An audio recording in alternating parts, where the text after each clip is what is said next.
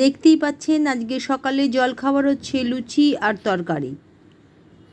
সকালের আজকে বানানো জলখাবার।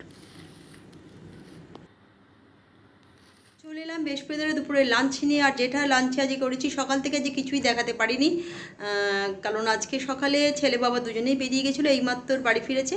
আর আজকে দশহরা উপলক্ষে আমার ফলাহার, তো সেখানে আমি অন্য কিছুই খাবো, মানে চিড়ে দই মুরকি এগুলো। আর ছেলে বাবার জন্য যেটা করে দেওয়া হয় মাত্র ভাত, কি বলে পাঁপড় ভাজা, আলু ভাজা, ডাল, শুক্তো, পোস্ত আর চাটনি। আজকে কিন্তু কোনো মাছ নেই, নিরামিষই করে দিয়েছি, ওরা দুজনেই খেয়ে নেবে। চলুন শুভ দুপুরের খাওয়া দাওয়াটা দেখিয়ে দিলাম। এক বসে পড়েছে, বাবাও বসে পড়েছে, ছেলেও বসে পড়েছে। তো বিকেলে আপনাদের সঙ্গে দেখা হবে, কথা চলে এলাম বন্ধুরা। আজকে তো ছেলে বাবা দুজনেই বাড়িতে আছে, কারণ ছেলে আজকে গিয়েছিল কলকাতার একটা জায়গায় খেলা ছিল বলে, তো ফিরেছে দুপুর নাগাদ। তো দুজনেই সে অনেক সকালে ভোরে বেরিয়েছিল, একটু তাই শুয়েছিল। তারপর চা নিয়ে চলে এসেছি। আর আজকে হচ্ছে দশহরা। দশহরা মানেই আমি বারবারই বলছি, আজকেও হচ্ছে মনসা পুজো।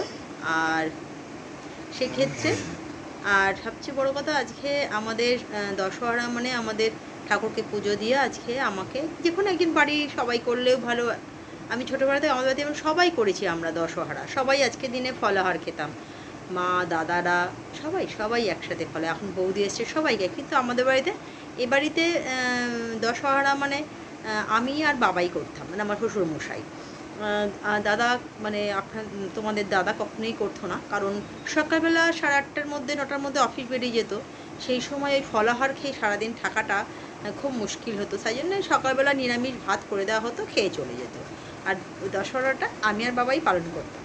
তো আজকে বাবা নেই, সে আর ব্যতিক্রম নেই, বাবার পরে আমি একাই করি। ছেলে বাবা কেউই করে না, মানে আমার ছেলে আর আমার হাজব্যান্ড কেউই করে না। তবে আজকে ওরা নিরামিষই খেয়েছে, আমি শুধুমাত্র ফলাহার করে নিয়েছি। সন্ধেবেলা রাতের বেলা আমার মতন যা এক কিছু করবো, ওদের জন্য না, আমার মতন যা এক কিছু করে নেবো। তো চলুন, যেটা নিয়ে এখন চলে এসেছি সেটা প্রত্যেক দিনই আনি, আপনারা ওগুলো প্রত্যেক দিন চা দেখানো, কিন্তু না, জীবনের এই একটা জিনিস যেটা ছাড়া জীবনের গতি এগোয় না, একটু চা না চললে। বেশিরভাগ মানুষ, অনেক মানুষ যারা চা খায় না, চা না খেলে এমন তো কোনো ব্যাপার না, খায় না, কিন্তু আমাদের হচ্ছে কি সকালে একটু আর বিকেলে একটু না হলে না মনে হয় কিছু খাইনি। আর চাটা খেলে না মানে সব কাজে মনে হচ্ছে একটু এনার্জি পাবো। তো চলুন চাটা খেয়ে নিই, তারপরেই আমার পড়াতে আসার কথা আছে। তবে শরীরটা যে ঠিক একটা ভালো নেই, তো চলুন সেসব নিয়েই তো করতে হবে। চাটা খেয়ে চলে এলাম রাত্রের ডিনার নিয়ে।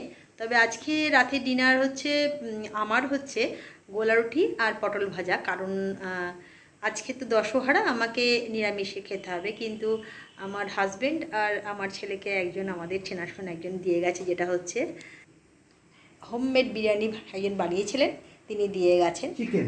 হ্যাঁ, চিকেন ছেলে আর হাজব্যান্ডকে খেতে দিয়েছে একজন। তো এটাই হয়েছে কথা।